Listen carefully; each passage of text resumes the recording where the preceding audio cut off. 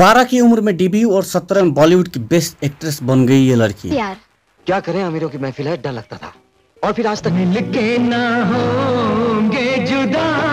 12 की उम्र में डेब्यू और 17 में बॉलीवुड की बेस्ट एक्ट्रेस बन गई ये लड़की।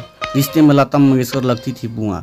कहां से मिलाऊंगा रेशम की साड़ी। 80 के दौर में अपनी अदाकारी और खूबसूरती से कौर ढाती थी ये एक्ट्रेस। घर वालों की मर्जी के बिना शादी करने पर मच गया था बवाल। ये दमकते, ये सुलगते हुए रुखसार तेरे, आंख भर कर तुझे देखूं। 1978 में आई फिल्म साजन बिन सुहागन के इस पोस्टर में जाने माने एक्टर राजेंद्र कुमार के साथ दिख रही लड़की 80 के दशक के सबसे हिट और पॉपुलर एक्ट्रेस में से एक है।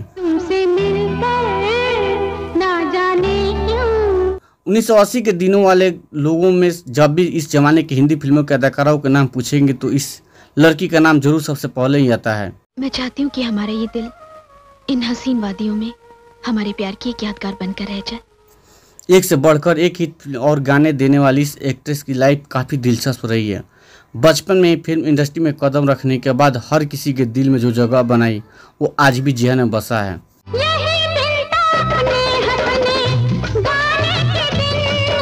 हम बात करें 80 के दशक की सबसे चर्चित हीरोइन में से एक पद्मिनी कुलापुरे की।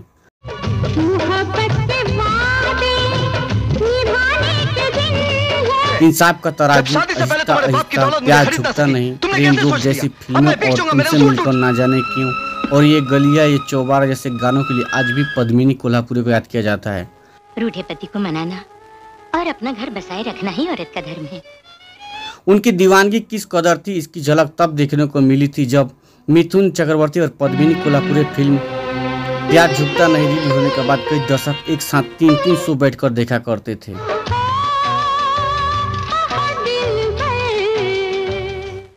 हिंदी फिल्म इंडस्ट्री में अपनी पहचान बनाने वाली पद्मिनी ने 12 साल की उम्र में ही फिल्म सत्यम शिवम सुंदरम में कमाल की भूमिका निभाई। फिल्म में चाइल्ड एक्ट्रेस का गजब का ग्लैमर देखने को मिला और उनके पास फिल्मों की लाइन लग गई।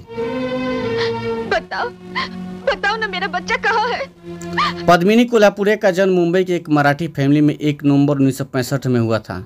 7 साल की उम्र में उन्होंने फिल्म इंडस्ट्री में कदम रख दिया था।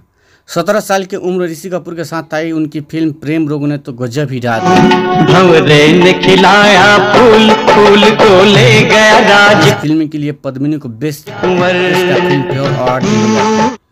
पद्मिनी के घर में संगीत का माहौल था। पिता पंडरी नाथ जाने माने शास्त्रीय गायक और वीणा वादक और बुआ लता मंगेशकर थी। सुख दुख आए जाए।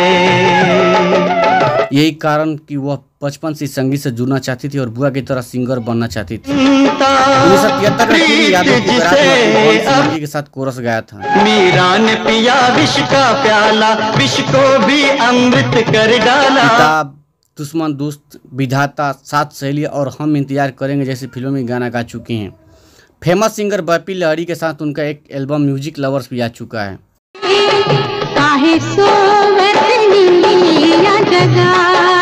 अपनी मासूमियत से हर दिल में जगह बनाने वाली पद्मिनी कोल्हापुरे ने 21 साल की उम्र में ही घर वालों की मर्जी के खिलाफ जाकर फिल्म निर्माता प्रदीप शर्मा से शादी कर ली थी। लेकिन मेरे पास माँ का दिल है। इसको लेकर खूब बवाल मचा था लेकिन बाद में सब ठीक हो गया था। पद्मिनी और प्रदीप के बेटे प्रियंक शर्मा भी एक्टर हैं। पद्मिनी आज भी एक्टिंग की दुनिया में एक्टिव हैं। ओ पापा, मम्मी को मैं लाया और गले तुमने लगा लिया। तूफान आए चाहे जान भी अब जाए।